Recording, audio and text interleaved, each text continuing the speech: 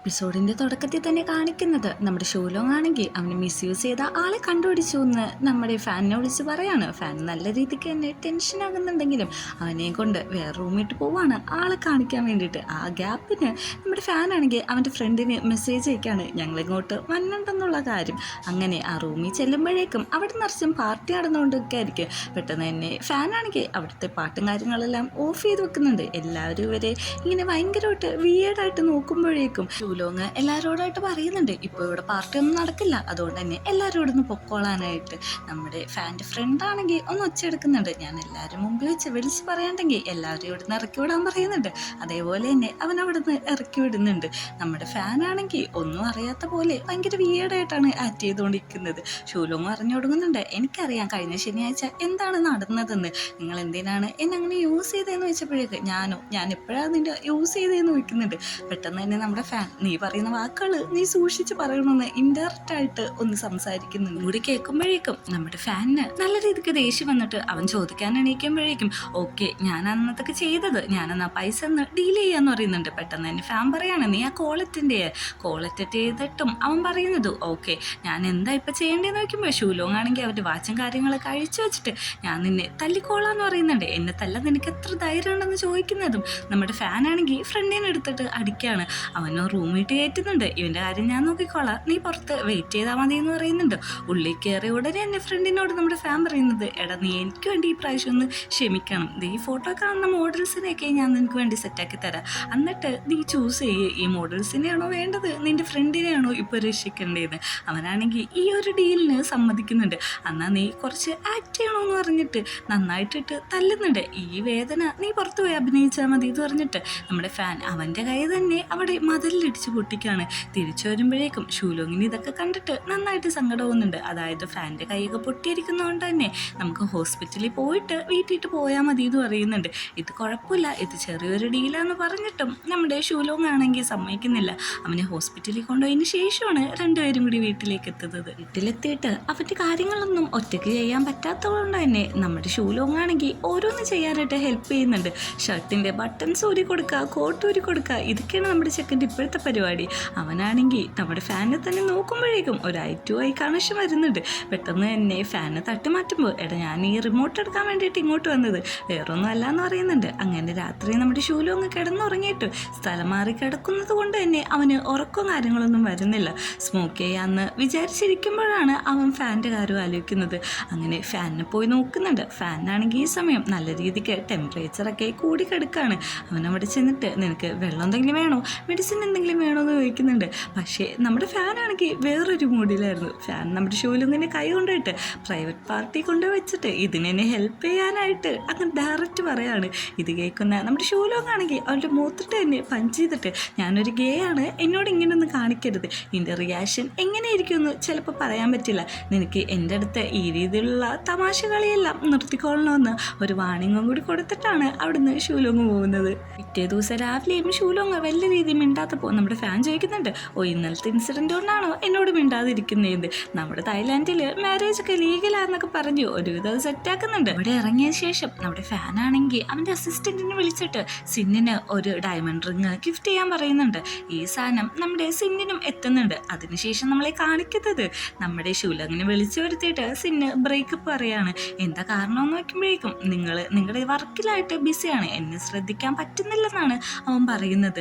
അവനാണെങ്കിൽ ഒന്ന് ആലോചിക്കുന്നുണ്ട്. അതായത് നമ്മുടെ ഫാൻ്റെ അസിസ്റ്റൻ്റ് ആ ഗിഫ്റ്റ് കൊണ്ടുവന്ന് കൊടുക്കുമ്പോൾ ചോദിക്കുന്നുണ്ട് എന്തിനാ എനിക്ക് ഇത്രയും ഗിഫ്റ്റൊക്കെ കൊണ്ടുവന്നത്, എല്ലാ ദിവസവും ഇങ്ങനെ കൊണ്ടുവരുന്നതുകൊണ്ട് ഇവിടെ വെക്കാൻ സ്പേസ് പോലുള്ളതെന്ന് പറയുമ്പോഴേക്കും അതെൻ്റെ ജോലിയല്ല, ഇതിവിടെ എത്തിക്കുക എന്ന് മാത്രമാണ് എൻ്റെ ജോലി എന്ന് പറയുന്നുണ്ട്. അവൻ ഈ കാര്യം ഒന്ന് ആലോചിക്കുന്നുണ്ട്. അങ്കിളെ എനിക്ക് നിങ്ങളെ ഇഷ്ടമാണ്, പക്ഷേ ഇത് ബ്രേക്കപ്പ് ചെയ്യുന്നതായിരിക്കും നമുക്ക് രണ്ടുപേർക്കും നല്ലതെന്ന് പറയുന്നുണ്ട്. പോകുമ്പോഴേക്കും നമ്മുടെ ഷൂലോങ്ങിനെ അവൻ കെട്ടിപ്പിടിക്കുമ്പോൾ നീ നിന്നെ തന്നെ നന്നായിട്ട് സൂക്ഷിക്കണം, ഇനി നിന്നെ ടേക്ക് കെയർ ചെയ്യാനായിട്ട് ഞാൻ ഉണ്ടാവില്ല എന്ന് പറയുന്നുണ്ട്.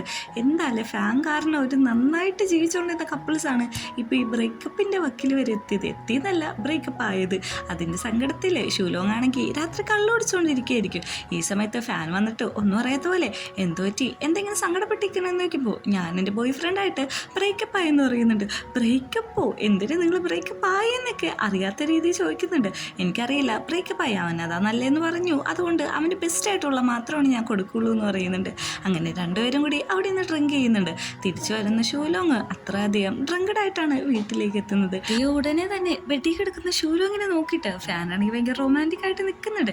അപ്പോഴേക്കും നമ്മുടെ ഷൂലോങ്ങിന് ചൂടെടുക്കാൻ തുടങ്ങിയിട്ട് അവൻ്റെ ഡ്രസ്സൊക്കെ വലിച്ചു മാറ്റുന്നുണ്ട്. എല്ലാം കണ്ടിട്ട് നമ്മുടെ ഫാനിന് കൺട്രോൾ പോകുന്നുണ്ട്. പക്ഷെ അവിടെ ഇരിക്കുന്ന ഫോട്ടോസ് അവനൊന്ന് നോക്കുന്നുണ്ട്. അതായത് സിന്നിൻ്റെ ഒപ്പം നിൽക്കുന്ന ഫോട്ടോസാണ്. അവിടെ ഇരിക്കുന്ന എല്ലാ സാധനങ്ങളും കപ്പിൾസ് ആയിട്ടുള്ളതാണ്. അതായത് ഫോട്ടോസ്, അവർ വീട്ടിലിടുന്ന ചപ്പൽസ്, പിന്നെ മഗ്ഗുകൾ, അവിടെ ഇരിക്കുന്ന ഫ്രിഡ്ജിലാണെങ്കിൽ നിന്റെ ഫുഡ് നല്ല ടേസ്റ്റ് ഉണ്ടായിരുന്നു എന്നൊക്കെ പിന്നെ എഴുതി വെച്ചേക്കുന്നില്ല, അവൻ വലിച്ചെളിയാണ്. അത്ര രീതിക്ക് ജലസ് ആയിട്ടാണ് ഫാൻ നിൽക്കുന്നത്.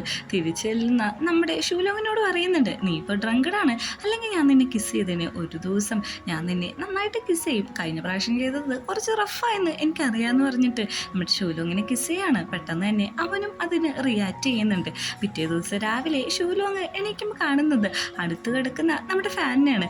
അവനൊന്ന് അവൻ്റെ ഡ്രസ്സ് ഇതാക്കി നോക്കുന്നുണ്ട്. ഒന്നും നടന്നിട്ടില്ലെന്ന് മനസ്സിലാവുമ്പോഴാണ് അവന് എന്നെ സമാധാനമാവുന്നത്. പെട്ടെന്ന് തന്നെ ഞാനാണെങ്കിൽ അവൻ്റെ സ്വഭാവം പുറത്തെടുക്കുകയാണ്. അപ്പോഴേക്കും നമ്മുടെ ഷൂലോങ് പറയുന്നുണ്ട്, ഞാൻ കുറേ പ്രാവശ്യം നിന്നോട് പറയുന്നത് ഞാനൊരു ഗേ ആണ്, എന്നോട് ഇങ്ങനെ കളിക്കരുതെന്ന് പറയുമ്പോഴേക്ക് ഞാൻ നിന്നെ ഓൾറെഡി കിസ് ചെയ്താന്ന് പറയുമ്പോഴേക്കും ഒരു കോണ്ടം എടുത്തു കൊടുക്കുന്നുണ്ട്. എന്നാൽ നിനക്ക് താല്പര്യം ഉണ്ടെങ്കിൽ വരാനും കൂടി പറയുന്നുണ്ട്. ഇത് കേൾക്കുന്ന ഫാൻ ഒന്ന് പേടിക്കുന്നുണ്ട്.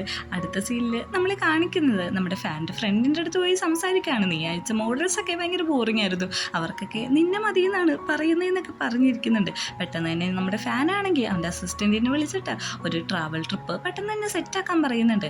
അങ്ങനെ ട്രാവൽ ട്രിപ്പിന് പോകുന്നത് ആ കമ്പനിയിൽ 2 സ്റ്റാഫും പിന്നെ നമ്മുടെ ഷൂലോങ്ങും ഫാനും കൂടിയാണ്. അവിടെ ചെന്നിരിക്കുമ്പോഴാണെങ്കിൽ ഈ കടലിൻ്റെ ഒച്ചയൊക്കെ കേട്ടിട്ട് അവന് ഒട്ടും പറ്റുന്നില്ല. പെട്ടെന്ന് തന്നെ അവൻ നെർവസ് ആവുന്നുണ്ട്, ദേഷ്യമൊക്കെ വരുന്നുണ്ട്. ഇത് മനസ്സിലാക്കിയ നമ്മുടെ ഷൂലോങ് ആണെങ്കിൽ എന്തോ പറ്റിയെന്ന് വയ്ക്കുന്നുണ്ട്. എനിക്ക് കുഴപ്പമൊന്നുമില്ല, ഒന്ന് സ്മോക്ക് ചെയ്താൽ റെഡി ആവുമെന്ന് പറയുന്നുണ്ട്. പെട്ടെന്ന് എൻ്റെ എംപ്ലോയീസ് പറയാണ്, നമുക്ക് ഫുഡ് കഴിഞ്ഞിട്ട് ബീച്ചിൽ നടക്കാൻ പോയാലോ എന്ന്. ഞാനില്ല, നിങ്ങൾ 3 പേരും കൂടി പോയിട്ട് വാന്ന് പറഞ്ഞിട്ട് അവിടുന്ന് ഫാൻ എണീറ്റ് പോവാണ്. ഭക്ഷണം കഴിച്ചതിന് ശേഷം ഇവർ 3 പേരും കൂടി ഒരു വോക്കിനൊക്കെ പോകുന്നുണ്ട്. അങ്ങനെ തിരിച്ചു വരുന്ന ഷൂലോങ് ആണെങ്കിൽ കാണുന്നത് ലൈറ്റ് ഒന്നും ഇടാതെ റൂമിൽ തന്നെ ഇരിക്കുന്ന ഫാനിനാണ്. അവൻ ലൈറ്റ് ഇടാൻ പോകുമ്പോഴേക്ക് ഫാൻ പറയാണ്, നീ ലൈറ്റ് ഇടണ്ട, ഞാനൊട്ട് ഓക്കെ അല്ലെന്ന്. പെട്ടെന്ന് തന്നെ ഷൂലോങ് വരുമ്പോൾ അവനൊന്ന് കെട്ടിപ്പിടിക്കുന്നുണ്ട്. ഷൂലോങ് ആണെങ്കിൽ അവർക്ക് കുടിക്കാനായിട്ട് ഡ്രിങ്ക്സും കാര്യങ്ങളൊക്കെ അവിടെ സപ്ലൈ ചെയ്യുന്നുണ്ട്. എന്താ പറ്റിയെന്ന് നോക്കുമ്പോഴേക്കും എനിക്ക് പേടിയാണ്, കാരണം എൻ്റെ അമ്മ സുനാമി വന്നപ്പോഴാണ് മരിച്ചത്. അണ്ട് പണ്ടത്തെ കാര്യമാണ് നമ്മൾ കാണിക്കുന്നത്. സുനാമി വന്ന സമയത്ത് ഒരു ഷെൽട്ടറിൻ്റെ ഉള്ളിൽ കയറിയിട്ട് അമ്മയാണെങ്കിൽ ഇവന് ഒരു വലിയൊരു ബോട്ട്സിൻ്റെ പൊക്കത്ത് ഇരുത്താണ്. എന്നിട്ട് അവനെയും പിടിച്ചുകൊണ്ടാണ് അമ്മ അവിടെ നിൽക്കുന്നത്. എൻ്റെ കൺമുമ്പിൽ എൻ്റെ അമ്മ മരിക്കുന്നത് ഞാൻ ലൈവായിട്ട് കണ്ടാണ്. അതുമാത്രമല്ല എൻ്റെ അമ്മ അവസാനമായിട്ട് എനിക്ക് തന്നത് കുറച്ച് തീപ്പെട്ടികളാണ്. അത് തീർന്നപ്പോഴേക്കും അവിടെ മൊത്തം ഇരുട്ടായിരുന്നു. അതുകൊണ്ട് തന്നെയാണ് എനിക്ക് ഈ കടലും കാര്യങ്ങളെല്ലാം പേടിയത്. പെട്ടെന്ന് തന്നെ അവന് ഹൈപ്പർ ടെൻഷനാവാണ്. പെട്ടെന്ന് നമ്മുടെ ഷൂലോങ്ങിനെ പിടിച്ചിട്ട്, നിനക്ക് അറിയോ എനിക്ക് ജീവിക്കണ്ട, നീ ആരാന്നാണ് നിൻ്റെ വിചാരം എന്നൊക്കെ പറഞ്ഞിട്ട് അങ്ങ് ഹൈപ്പർ ആവാണ്. നമ്മുടെ ഷൂലോങ്ങിന് അറിയാം സംഭവം കയ്യിൽ നിന്ന് പോയിന്ന്. ഫാനാണെങ്കിൽ അവനെ കിസ് ചെയ്യുമ്പോഴേക്കും എതിർത്തൊന്നും ചെയ്യാതെ ഷൂലോങ്ങും അവനെ തന്നെ കിസ് ചെയ്യാണ്. പെട്ടെന്ന് തന്നെ ഫാനാണെങ്കിൽ അവൻ്റെ പ്രൈവറ്റ് പാർട്ടി പിടിക്കാൻ പോകുമ്പോൾ ഷൂലോങ് തള്ളി മാറ്റുന്നുണ്ട്. എനിക്ക് മനസ്സിലാവും നീ ഒട്ട് ഓക്കെ അല്ലെന്ന്, പക്ഷേ ഞാൻ ഗെയ്യാന്നുള്ള കാര്യം നീ മറക്കരുതെന്നും പറയുന്നുണ്ട്. അങ്ങനെ പിറ്റേ ദിവസം അവർ കമ്പനിയിലെ മീറ്റിംഗ് തുടങ്ങാണ്. ഷൂലോങ് ആണെങ്കിൽ അവിടുത്തെ മാനേജേഴ്സിനോടൊക്കെ പറഞ്ഞിട്ട് ഈ ജനലിൻ്റെ വാതിലൊക്കെ അടച്ചിടാണ്. കാര്യം എന്താണെന്ന് വെച്ചിട്ടുണ്ടെങ്കിൽ ഈ തിരമാലയുടെ ഒച്ച കേട്ടിട്ട് ഫാനിന് ഒത്തിരി ബുദ്ധിമുട്ടാവുന്നുണ്ട്. ഫാനിനോട് പറയുന്നുണ്ട്, ഇത് ഇൻ്റർനാഷണൽ മീറ്റിംഗ് ആണ്, അതുകൊണ്ട് മര്യാദക്കിരിക്കുക, ഞാനില്ല കൂടെ എന്ന് പറഞ്ഞിട്ട് അവൻ്റെ കാല് ടച്ച് ചെയ്യാണ്. ആ ഒരു കണക്ഷൻ കിട്ടിയപ്പോൾ തന്നെ ഫാനാണെങ്കിൽ ഓക്കെ ഇട്ടിരിക്കുന്നുണ്ട്. അങ്ങനെ മീറ്റിംഗ് കഴിയുമ്പോൾ നമ്മുടെ ഫാൻ പറയുന്നുണ്ട്, നമുക്കൊരു വാക്കിന് പോയാലോ എന്ന്, നിനക്ക് ഉറപ്പാണോ എന്ന് ചോദിക്കുന്നുണ്ട്. അങ്ങനെ വാക്കിന് പോകുന്ന നമ്മുടെ ഫാനാണെങ്കിൽ നേരെ കടലിട്ട് അങ്ങ് ഇറങ്ങാണ്. ഇത് കാണുന്ന ഷൂലോങ് ഓടി വരുന്നുണ്ട്. എടാ നീ എന്താ ഇങ്ങനെയൊക്കെ കാണിക്കുന്നതെന്ന് ചോദിക്കുമ്പോഴേക്കും എനിക്ക് ആ ട്രോമ ഇതുവരെ മാറിയിട്ടില്ല. നിനക്കൊരു കാര്യം അറിയോ, എൻ്റെ ചെറുപ്പത്തിൽ ഞങ്ങൾ മീൻ പിടിക്കാൻ പോകുമ്പോഴേക്കും ഞങ്ങൾ ഈ വെള്ളത്തിൻ്റെ അടിയിൽ ട്രാപ്പും കാര്യങ്ങളൊക്കെ ഉണ്ടാക്കി വെച്ചിട്ടുണ്ടായിരുന്നു.